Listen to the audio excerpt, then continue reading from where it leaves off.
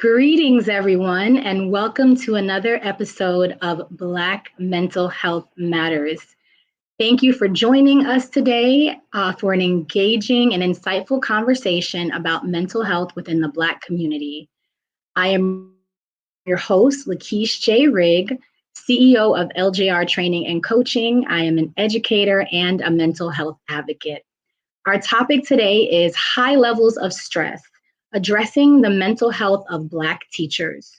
We have the pleasure of learning from Ms. Maati Ta-Neter and Ms. Shannel Williams.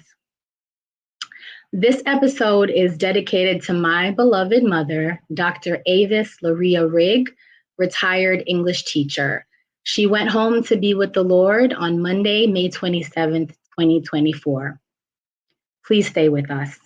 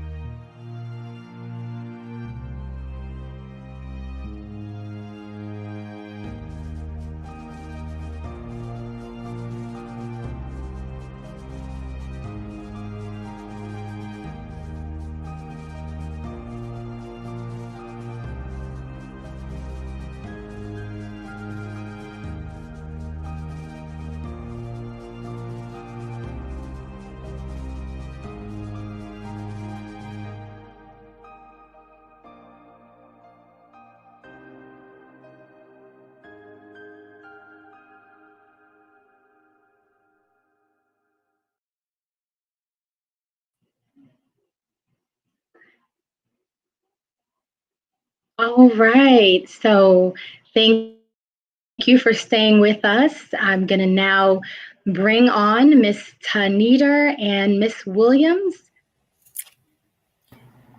Hello, welcome, ladies. Hi, good evening, everyone. Great to have you. Yes.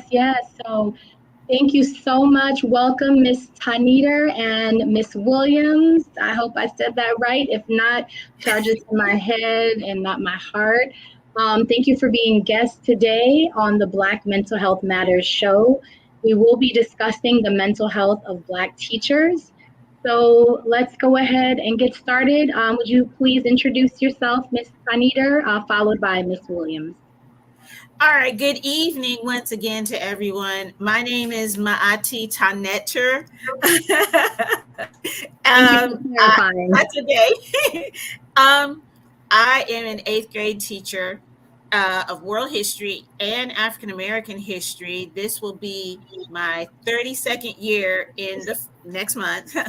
And I am a teacher in the Mobile County Public School System in Mobile, Alabama. And I am also the owner of a new business called The Teacher's Tutor, where I focus on helping new and beginning year teachers with the nuts and bolts on how to basically be successful for their school year. Thank you so much, Ms. Netter. There you go. Look, I'll get it. All right, thank you so much. Okay, Ms. Williams. Hi, good evening, everyone. So a little about me. I'm originally from the lovely island of Barbados. Before moving to the US, I had about a decade in the education system. In Barbados, I used to teach social studies and Caribbean history.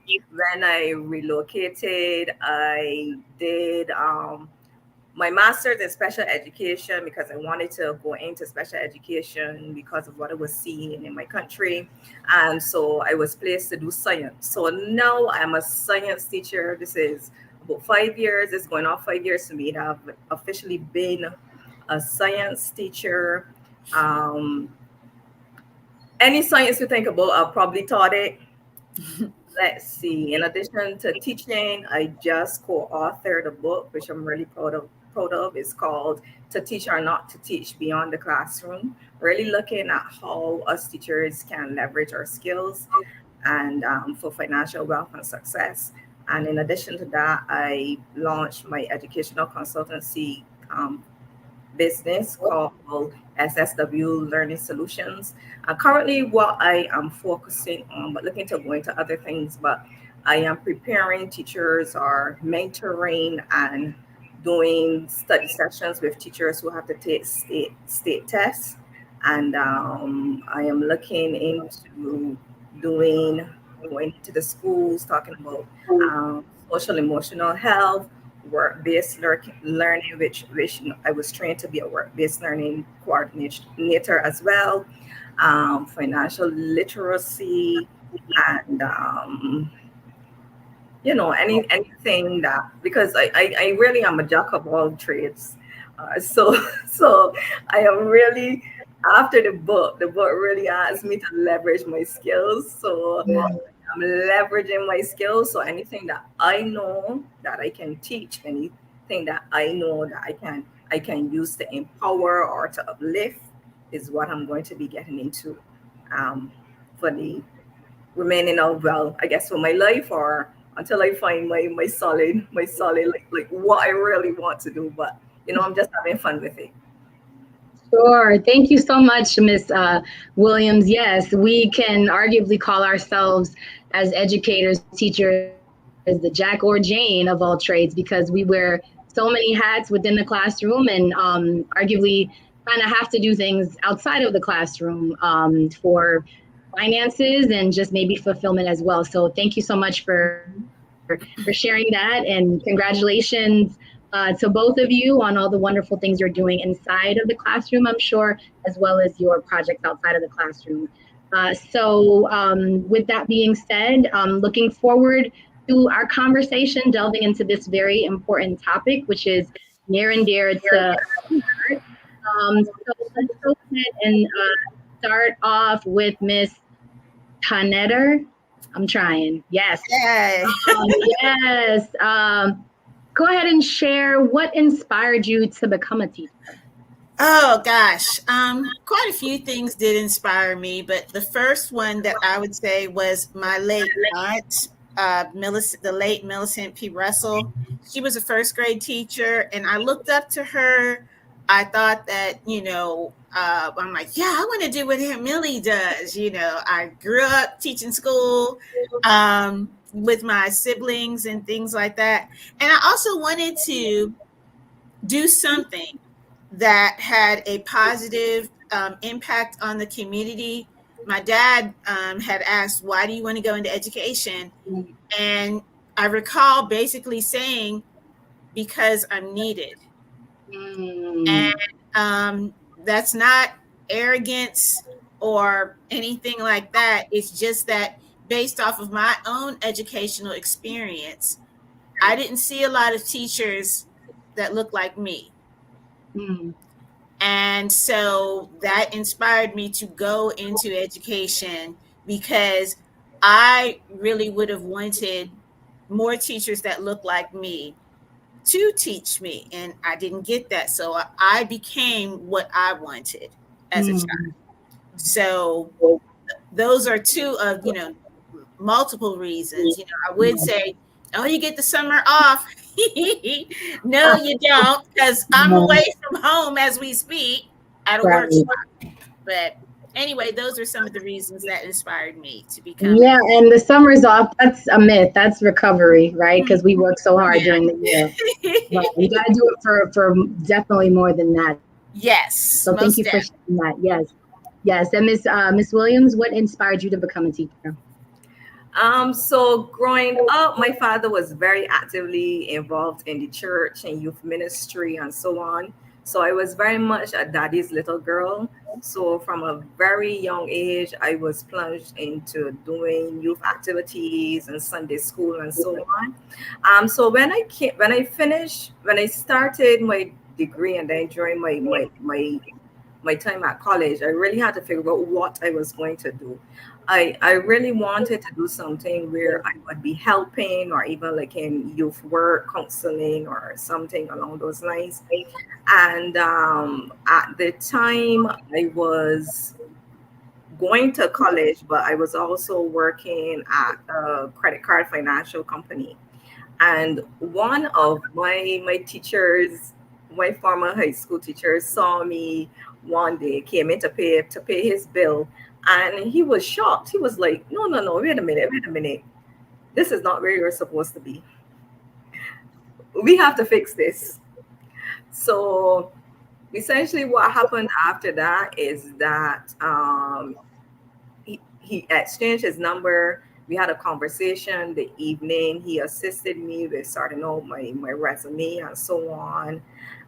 He himself and another teacher that I was really close to really encouraged me to apply for at the time, which was a summer like an introduction to education course. And so I was able to get my first it wasn't a full-time job, but it was just a job for a semester. And I never left. So I never left. I actually at the time I had the choice as to whether to go into full-time ministry or whether or teach, and I decided to stick with teaching, and I don't regret it. Oh, such beautiful stories. And this profession, you have to want to do it. You have to be passionate about it. Because as we'll delve into, there are stressors and there are things that, challenge us to say the least. So you have to want to do it. And that's what I'm hearing from both of you ladies. And thank you for all that you do. And I receive the thanks as well, because I'm right there with you. So, but thank you. And may I interject that Yes, please. teaching, Absolutely.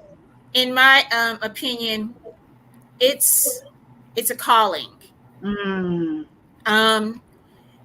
You don't do this because, like I joked about, oh, you have the summers off and you have the holidays off. Of course, we both, all of us know that that is a myth. You don't have the summers off. It's just something that, well, I'd like to say I was born to teach. This is what I do. Mm. This is what I do. I don't know if you all are familiar with the late Rita Pearson. She does a TED Talk. She's a teacher out of Texas. Well, administrator. Dr. Rita Pearson, she does have a TED Talk, and she talks about how it's just something that you do. We were born to teach. So that's how I see the profession. This is what I do. This is why I stayed in it as long as I stayed in it. And I can't see myself doing anything else at this particular point because this is what I do. Absolutely. I love that. Thank you for adding on. This is our conversation as educators, and a calling is what it is. So thank you for adding that. That is so true. So what were the requirements for both of you to become a teacher? Let's let the people know what we have to go through to become a teacher. Miss Williams, would you like to go first? So I would say for me, I kind of did it twice. And I said kind of did it twice. So back home is kind of different. We do something called a postgraduate diploma in education, which is essentially a master's degree. But you start teaching before. And so that was it for me there. But here, when I came to the US, of course, we know that teachers have to have master's degree. And also not only for your education, but also if you want to go up the pay scale, because essentially at the end of your masters, I don't know if they do it differently where you guys are from, but where I am, we have something called plus 30. So masters and plus 30, you're able to cap out. So a lot of teachers are do that not because they I wouldn't say want to, but because when I came here, I already had a master's degree. I really didn't see the need to go and do the master's. But hey, you know, I did it. Most of the times I was in the class, being very honest, sleeping. Or on the days where I felt inspired, I would log on and share a story, and the professor would be and but yeah, if you want to specialize in any other, if you want to do like a culinary certificate or like ENL or reading or whatever, there are tracks and there are certifications that you can do. For me, the work-based learning certificate that I would have done was something that was initiated like 2 years ago. So they would have chosen certain teachers to train to get that certification. So there are multiple things that we can do, and there are multiple trainings that we, oh, not, let's not forget the every year PDs that we have to fulfill, the 100 hours or whatever the hours are of PD. Everybody loves a PD. so so yeah.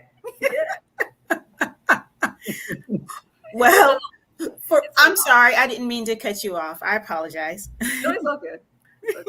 Okay. Thank you, Miss Williams. Yes, we have quite a few things, and thank you for even sharing that you had an experience in the Caribbean prior to even coming to the United States, as far as what your requirements were to teach there as opposed to teaching here. So I appreciate you sharing both of those experiences, as we have individuals who would be listening to us within the diaspora, right? So I love that you shared both of those experiences. And myself, actually, I was born on a Caribbean island as well, Jamaica. And so I've heard a tale or two about what's required in that country as opposed to what I've gone through to get meet requirements, so to speak, in this country. So thank you for sharing that. I think that's really helpful.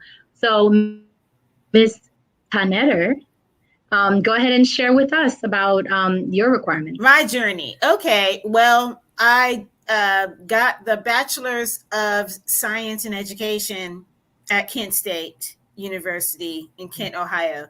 And and my first certification was elementary ed.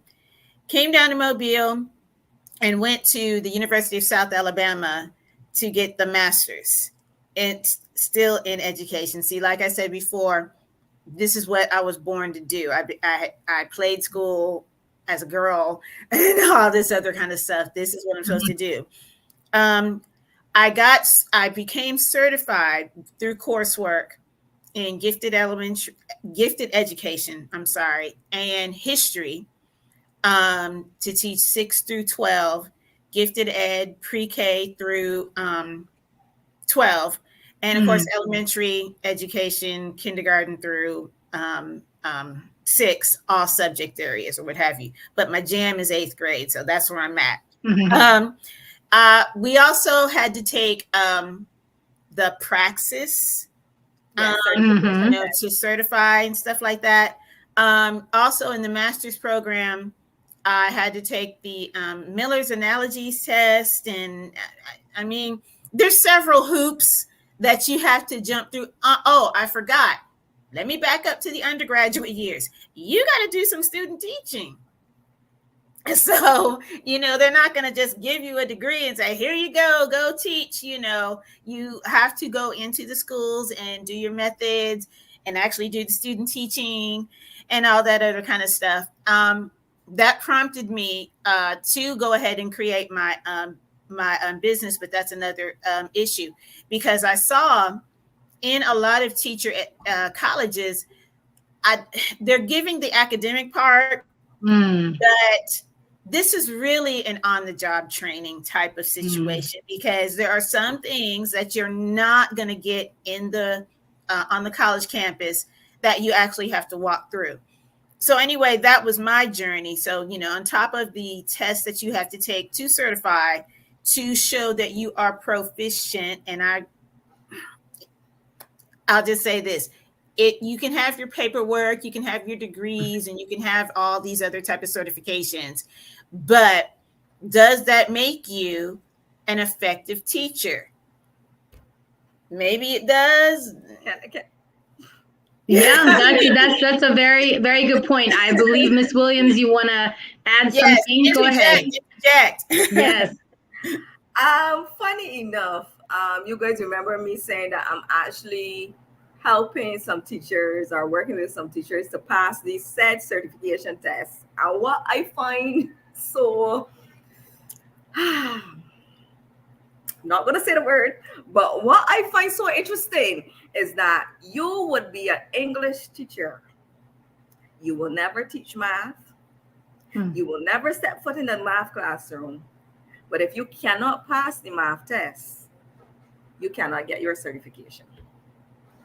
And also what Manette, the name is skipping me.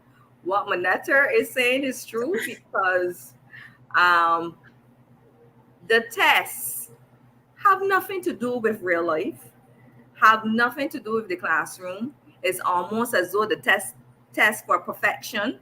So it is almost as though, it is a perfect classroom with active teaching. The children, if they misbehave and you look at them, they're going to stand up straight and be firm.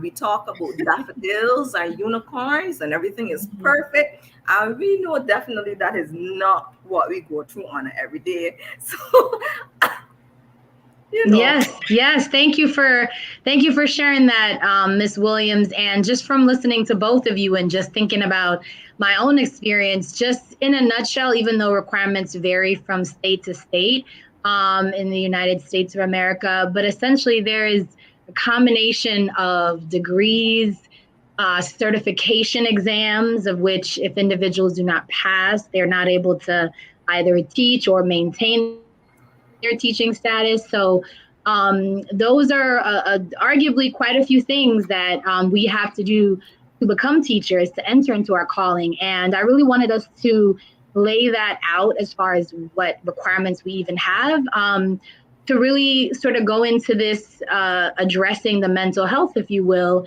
And you kind of already both touched on this, but sort of indirectly.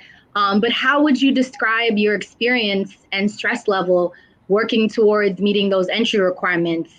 Because as you kind of already mentioned, some of you help, I believe, Ms. Williams, you help individuals to pass the certification exams. Quite a few individuals from my experiences, talking with fellow teachers, it's very stressful meeting these requirements. So please, whoever would like to touch on that. Well, for me, my stress levels were somewhat high, going through the teacher education program, because not only do you have to pass these tests, you also have to keep a minimum GPA and, score a certain score on these tests, which, as Ms. Williams had said, does not necessarily guarantee that you are going to be successful in your classroom. In my 30-ish years, I have seen lots of teachers, they know their stuff, but they can't deliver it, or they don't have other classroom managerial skills, because regardless of what regardless of your degrees, you passed your praxis, you got all your paperwork. If you don't have some degree of managerial skills within your classroom, then your content really doesn't matter, and a test can't teach that. I mean, it is what it is. A test can't teach that. That is just something that you have to learn for the most part on your own. You have to, it's the word I'm trying to think is when you test certain strategies, this doesn't work. It's I'm losing my a continuous process. That part, but I'm thinking about it's a not necessarily trial by fire, but it is a it's a process basically. Sure.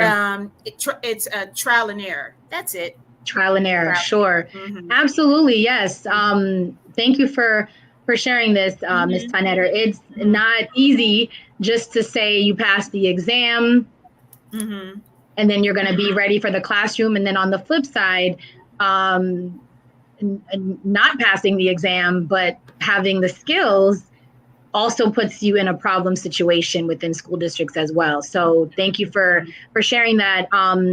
Would you like to chime in, Ms. Williams, about your stress level working towards these requirements?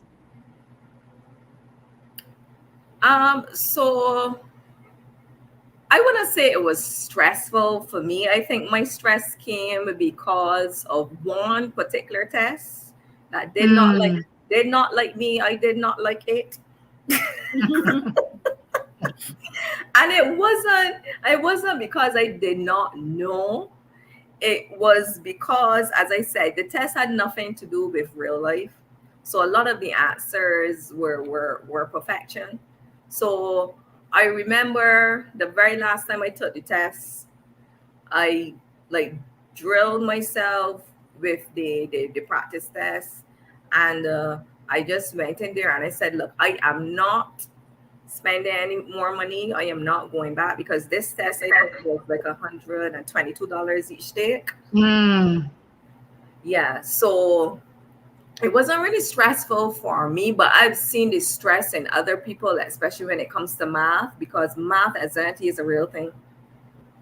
Yes, and very true. And to be honest, I am not sure why it is even a requirement, because unless you're going to be a math teacher, unless you're going to go into the accounting or field or whatever, who really uses math outside of counting money after high school or maybe your first year of undergraduate when you do statistics? No one.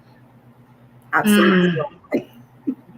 So, thank you for sharing your experience. And you brought up a good point as well, Ms. Williams, as far as like these exams are not free. I heard you say $100 plus something dollars.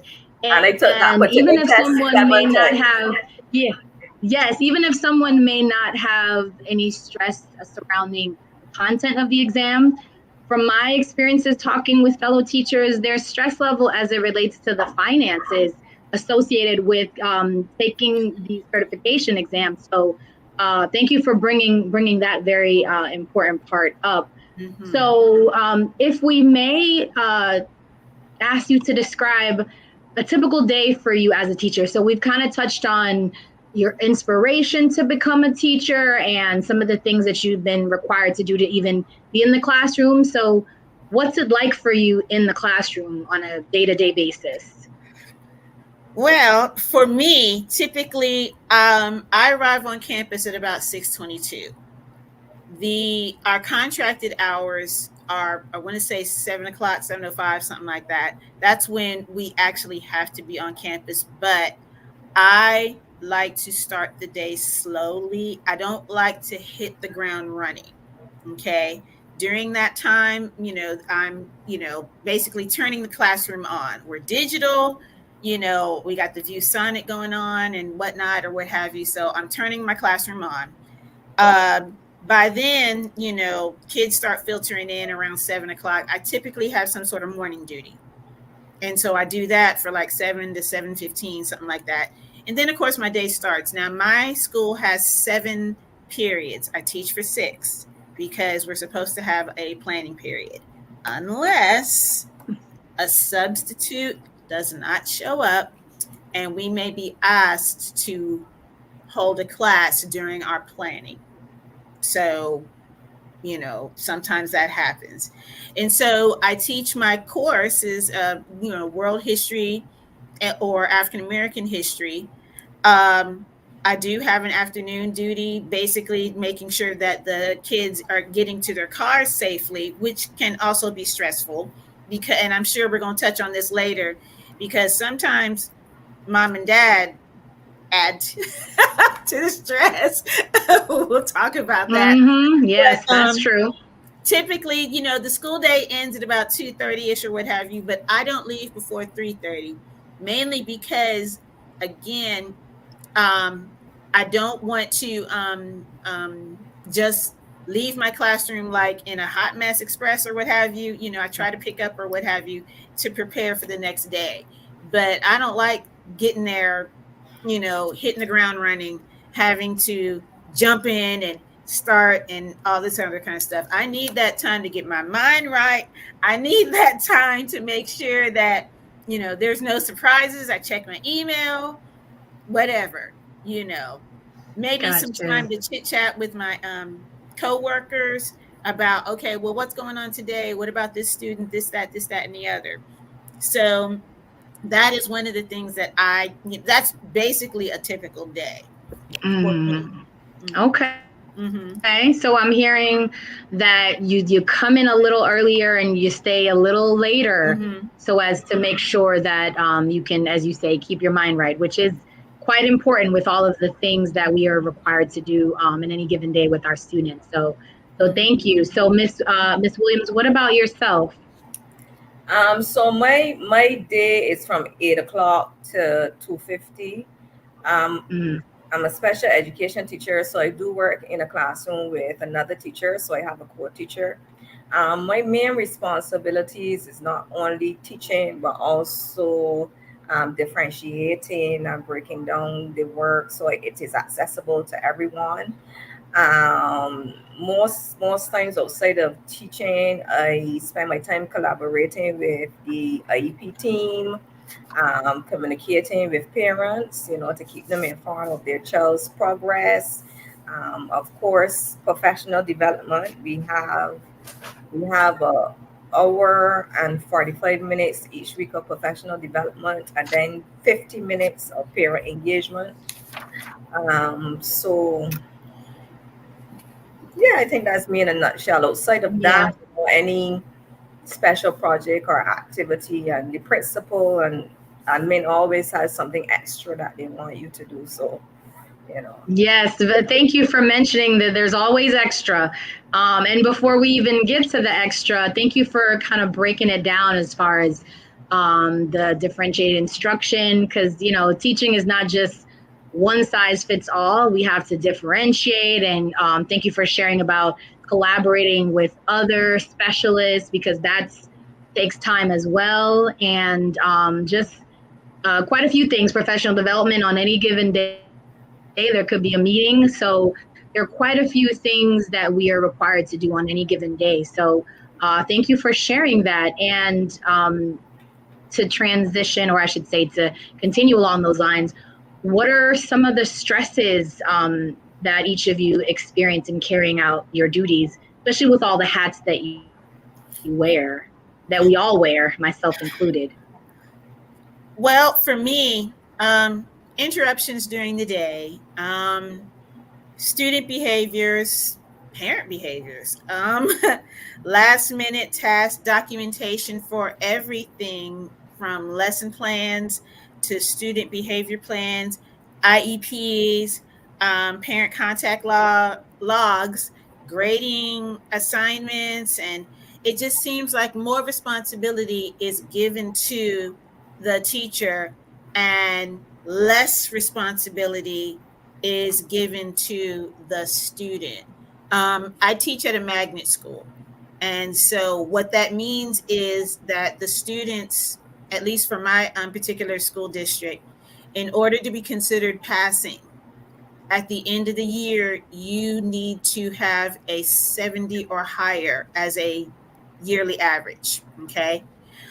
We do have students that do have IEPs and things like that, but we can't modify the curriculum, as in I know Miss Williams, you said something about differentiating curriculum.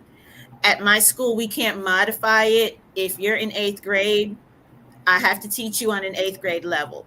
Now, that doesn't mean that I'm going to use the same strategy all the time for everybody, because as you had said, one size does not fit all. And, you have to be able to meet students where they are. And I think with some parents whose student does have an IEP, if that is in their file where they have to have a modified curriculum, I'm trying to explain to mom and dad that I can accommodate your child, as in if they need to be closer to the ViewSonic board or what have you, or I need to repeat the instructions, or if they need to go to to the special education room to have more time on, for example, a test. That's all I can do. That's an accommodation. And help me, Ms. Williams, if I'm in the wrong ballpark. But I can't modify the curriculum, as in if you're an 8th grader, I can't teach you 6th or 7th grade work. So right, if I can interject, when we talk about modifying, we are not talking about modifying grade level, but modifying work. So therefore, an example, if you were doing a project, say, on transatlantic slavery, what that looks like is maybe some of the students get to do an oral presentation, whereas some of the students get to write a paper. So when we say modify, you're trying to cover the same standards, right? Different, you're differentiating the approach, right? In those standards. It is not watering down or teaching 7th grade to 8th grade work, but is making the work accessible and making it so that the 8th grader, regardless if you read it, you write it, you play with it, they're able to reach those goals. Okay. Right. Okay. Exactly. Yes. Thank you for clarifying. Yeah, because we are required to make sure students demonstrate mastery of that particular grade level, whatever we're teaching. And it's our job as teachers to make sure that, as you mentioned, Ms. Williams, utilize whatever approach we can for students to be able to demonstrate that. And they can demonstrate it in different ways, as you mentioned, be it something presentation or writing. So they're essentially meeting the standards, but in a different way, perhaps, as far as the outcome and so forth. So very good. And if you want to add a little bit more, especially as it relates to the stresses, thank you for sharing what you shared, Ms. Ta-Neter, as far as, including but not limited to sometimes, just like you mentioned, the parents, sometimes, I don't know if you mentioned this, but earlier it was mentioned that sometimes the parents can be challenging when we're trying to reach out to them. Yes. And to interject with that, in terms of the parent, then let me go ahead and just put out this disclaimer. I'm not saying that all parents are adding to the stress, but there are some who are not going to meet you halfway for whatever reason. And as a result, that does make the job more difficult. And as a teacher, I can only do so much.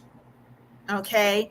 This is where, mom and dad, we need to be on the same team, because just like you want your baby to be successful, so do I. But there's only certain things that I can do. And up to a point, I need your help. Absolutely. And I love that you made that disclaimer, because there are some amazing parents who you can tell the students just in your classroom that the parents have done, quite a few things to make sure that their child is, on top of things. So there are great parents out there who are doing a great job. And then unfortunately, for whatever variety of reasons, some parents, sometimes they don't meet us halfway, and it's hard. So we want to make sure that we kind of put that, as you said, disclaimer out there. So how do we cope with the stresses, whatever they might be, within and outside of the classroom? What are some things that you do to make sure that, let's say, you care for yourself, because it's a very demanding profession? I think for me, it is about staying organized and setting realistic goals. And for me, self-care is important because, as one of my mentors would say, you cannot pour from an empty cup. And therefore, part of that means taking care of me so that I can take care of my students. Because if I'm happy, it will be exemplified in my work, in my interactions. And one of my jobs is to create a safe space. So the only way I can create that safe space is if I focus on self-care activities, not only with myself, but also with my students as well. And, really do activities that help me to recharge and maintain a healthy work-life balance. For me, and I'm going to piggyback on what Ms. Williams said, if you are prepared, as in my lesson plans are ready, I know what I'm teaching, my rules and procedures are in place, and if you are consistent with your rules and procedures, and your students already know, well, Ms. Ta-Neter doesn't like us to do this, that, and the other, or this is a procedure for putting up books or what have you. But if you're already prepared, that eliminates some of the stress. You cannot just go into the classroom and wing it. There has to be a certain level of order, because if there isn't, then that's going to stress you out. I'll use this as an example. All right, I'm fortunate enough to be able to get into my building throughout the summer, and so as a result, I work on my classroom a little bit at a time, so that when I do have to actually report back to school, I'm not scrambling. That stresses me out. Everything, at least that part is done. Because once you come back to school, you may not have time to put your classroom back together. You're in meetings, you're getting rosters, you're getting, schedules, and even the schedules are not set in stone. They still have to be adjusted and whatnot. And those are the type of things that I do in my room. Also, I try to establish some positive relationships with my students. I want my students to understand that I do care about you, So if I course correct you, that means that I am, you're going down a path that is not going to end well for you. And I take it personally with my students because I see them as my kids. And I think that also adds to your stress levels as well, especially when you see your students, acting a donkey, and they know better. And I tell my kids, you represent me. So when you do stuff like this, you're making me look bad, as if I'm the mom, So those are the type of things I do inside the classroom. Outside of the classroom, I do my best not to bring any work home. There's got to be a separation between personal and professional. I try not to check. I don't check my professional email after I leave campus.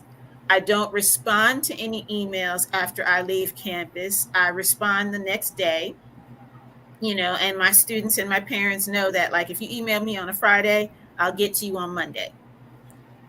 It is you got to do that work-life balance. I try to do hobbies that have nothing to do with school, as in I like antique shops, I like thrift stores, stuff like that. I like to go visiting those. And one of my guilty pleasures, I'll say, Netflix, something to just tune completely out from the work area, because it can be stressful, especially you take it home.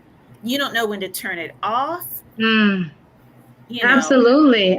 No, thank you both for sharing. And some of what I've heard is that of being organized and really getting the classroom set up prior to sort of the start of school is definitely ideal for managing stress level. I will say that for some individuals, including myself, depending on the school you work at and several other factors, that's not always ideally able to happen.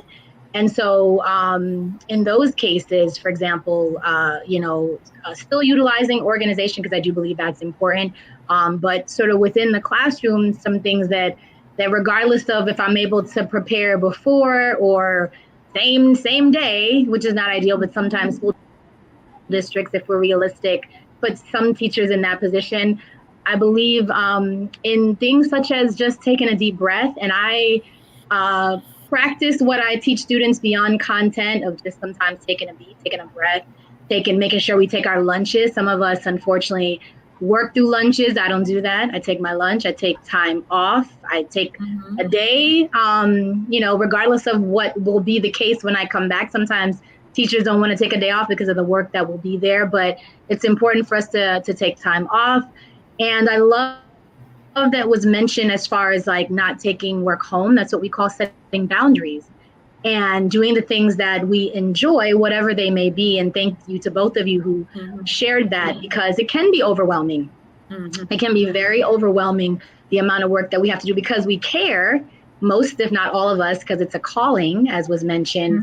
And so we do, many of us look at the students as our children, and we care, and we have to make sure that we care about ourselves enough to do the things that we need to do for us while simultaneously caring for them. So thank you both for sharing that. And with what we've shared so far, or just anything else that you may want to think about, even if it's not pertaining to you, but just what you've observed in fellow teachers or just the state of teaching profession throughout the United States, what effect do you think the teaching profession has on the mental health of Black teachers?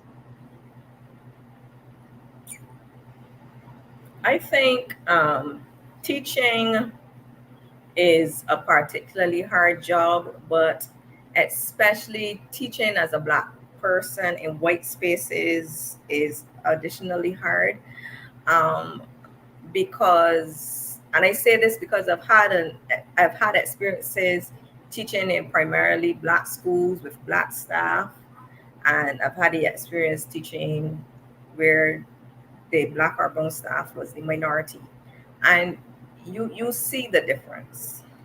You even see the difference with how the students are treated, and a lot of times, if you are not accustomed to it, it's very hard for you to navigate those spaces, and a lot of times you tend to isolate or to put yourself in a corner, try to find that familiar grouping. But you also a lot of times find yourself having to be the advocate for those Black and brown children who again are the minority.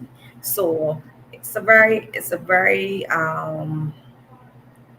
interesting, or it's a very touchy situation, because you are trying to stay sane, you are trying to protect your peace, but you also have to try to be that source of comfort for those students as well. So I see Yes. and I see it not only for not even Black and brown Americans, but it is even especially hard for those coming from the Caribbean, because not only are you Black, but a lot of times you speak the way how you speak and you enunciate. A lot of times people don't understand, and therefore you find yourself having to change or to switch to fit in. So it's a very tangled web that has been weaved. And thank you for sharing that. And before I get to you, Ms. Ta-Neter, thank you for sharing that in that way, Ms. Williams, because what I'm hearing in part is sort of the representation that as Black teachers, especially in spaces where is the minority of Black students, and so you're in the minority as a teacher, and same with your student population. We kind of almost are the mother, right, as was mentioned by at least one of you. And because we care, most if not all of us, we sort of take on wanting to make sure that these students are okay, right? Because we're one of the few that they see that they may gravitate towards, be it African American or even within the Caribbean, right? So I really see what you're saying with that, and I see that many of us will want to be there for them, and have to make sure we don't overwhelm ourselves as we simultaneously try to show them that we're there for them. So thank you for sharing that, Ms. Williams. That was an excellent point. And if you would add to that. Oh, most definitely. Most definitely. So statistically, we as Black teachers, we make up a small percentage. I want to, and don't hold me to this, I want to say it's less than 10%. The typical teacher in America is usually white and female. Okay. And because of that, and because of the history of our country, we as Black teachers have had to adapt to the majority culture. But teachers that do not look like us have not had to consider the culture of others. Do you see what I'm saying? Yeah. So that in itself is kind of stressful. And because there are a small percentage of us in the education field, we're already under that spotlight, and we may get more scrutiny than our white counterparts. I'll give you a true story. At my magnet school, we had open house, and this was a few years back. You know how the parents come in to meet the teacher night, that kind of thing. And so one of my parents asked me about my credentials.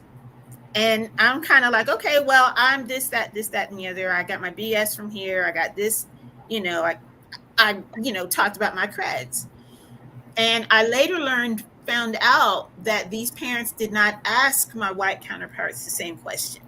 Now, once I had shown, once my white counterparts had said, well, she's the senior, the old head, if you will, on our grade level, so basically after they read my bio and my credentials on my webpage or whatever, I didn't have any more interaction with them.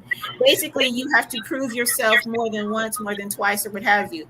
Even though you jump through the same hoops, you have the same professional development, if not more, you're still scrutinized. Yeah. Also, I have found that, especially if you're in a situation where there are few Black teachers on your staff, you are looked to as the disciplinarian. Okay. Oh, well, he can handle it, or she can handle it, or what have you, little things like there was this one teacher who had said, well, he rolled his eyes at me, so I wrote him up. So little nuances, little gestures. Don't laugh, Miss Williams. It's true. I'm going to share a story in a minute. We're laughing together because we know what you're talking about. These certain ways that students that look like us may behave, so to speak, but we are not batting an eye. But meanwhile, people that don't look like us, they're going to get a write-up, a referral, and then that causes more problems than needed to be, oftentimes. Exactly. So, a jacket is started. So we get it. Exactly. We get it. A jacket is started in the police parlance, a rap sheet, if you will. Okay. And so I looked at her and I was like, I didn't say this. But in the back of my mind, I was like, you just wasted 5 minutes of your life that you're not getting back again. Because in my room, an eye roll does not warrant an office referral. More Exactly. than likely, I said, you can roll your eyes until they fall out your head. I said what I said, and you were going to keep moving. You know, Keep it moving. You already know how this classroom rules go. Exactly. So you said Exactly. that on top of, you're looked at as a disciplinarian, you are still required to do what you are required to do. In terms of teaching standards and keeping order in your room and things like that. Plus, the pay isn't all that great. So some of us still have to get a second job. So you have all of these things coming in.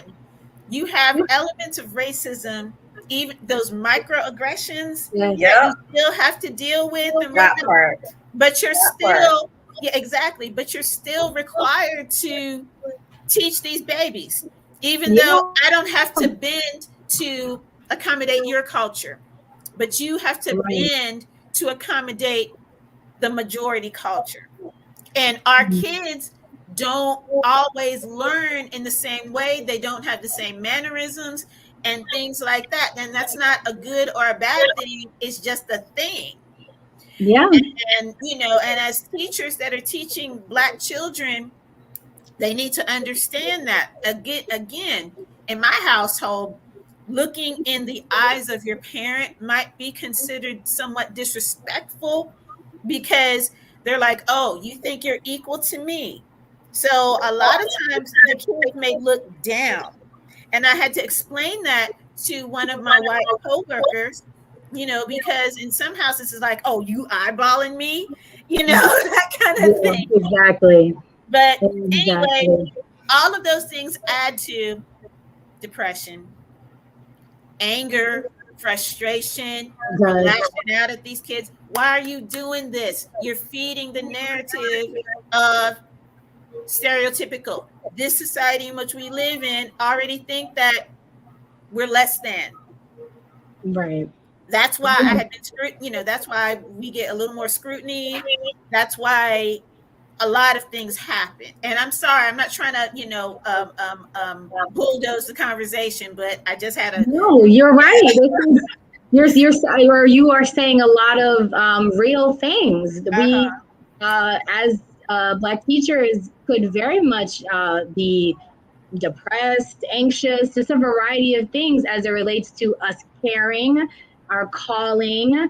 I will say, like, there's a level of cultural and racial competence that we have that maybe our counterparts don't necessarily have, that kind of puts us to doing more because we want to help these students to not be in trouble. So we kind of talk to them, in a way where we can relate to them and so forth. So it does, it is stressful. It really is. So I'll give you an opportunity to chime in if you would like, Ms. Williams. So when she was speaking, it was like, wow. She was just hammering the nail. But for me, it is the whole idea of the cultural difference, and I find it, and I don't know if she found, or you guys have found it, but even as a Black female teacher, the way our mannerisms and the way how we go about things is oftentimes deemed as aggressive.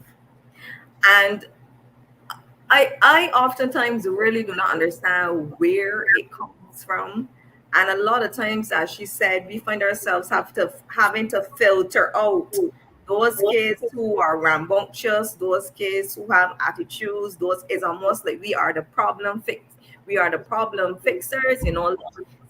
sending the children to the fringes. Look, go to Miss Williams, go to Miss Tater, go to Miss Riggs, because obviously we are the fixer of all things. Not understanding. And the reason why I laughed, I'll tell you why I laughed. I work at a school that is very well, the children are gifted. I will put it to you that way. Our kids normally go to like Columbia and Yale, and Harvard, and those types of schools. But in the midst of those, we started to get some special education students. So in that mix, obviously comes issues, behavioral problems, social and emotional issues, and so on.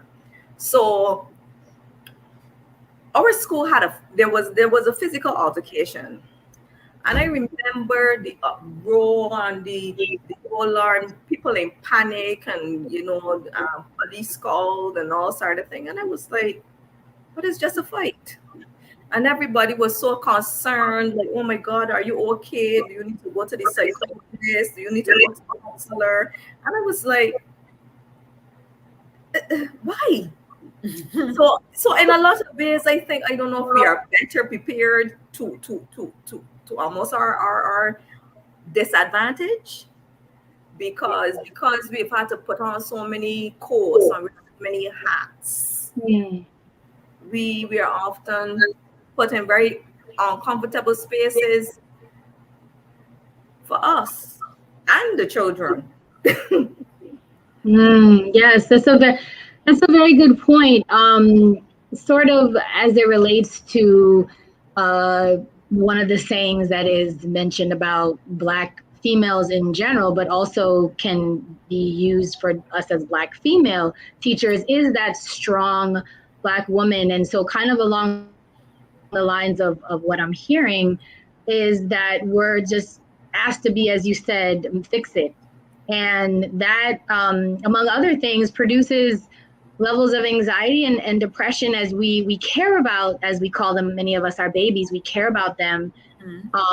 And trying to care about them while trying to make sure that we have self-care and setting boundaries and continuously, being asked or just choose to want to help them when we're the only ones that are the primary ones that can relate to them.